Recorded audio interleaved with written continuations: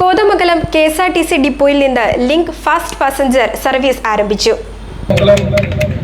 KSRTC ഡിപ്പോയുടെ ഇതുവരെയുള്ള ചരിത്രത്തിലെ ഏറ്റവും വലിയ വികസനം നടക്കുന്ന ഒരു കാലഘട്ടം കൂടിയാണ്.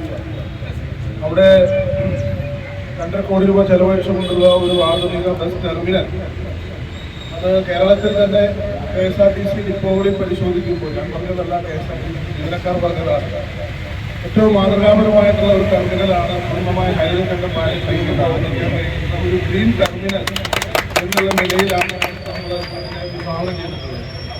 അപ്പോൾ MLA ഫണ്ടിൽ നിന്നും 2.5 കോടി രൂപ ചെലവഴിച്ചുകൊണ്ടുള്ള ആ ബസ് ടെർമിനലിന്റെ നിർമ്മാണം ഇതിനോടൊപ്പം തന്നെ പൂർത്തീകരിച്ചിട്ടുണ്ട്. ബഹുമാനപ്പെട്ട മന്ത്രിയുടെ സൗകര്യാർത്ഥം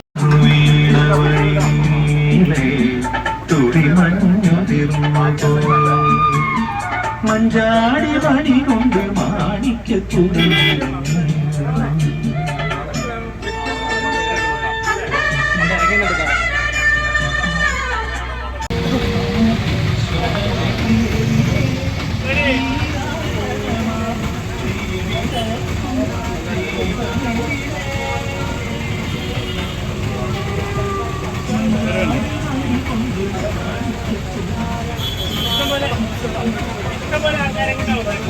ഞാൻ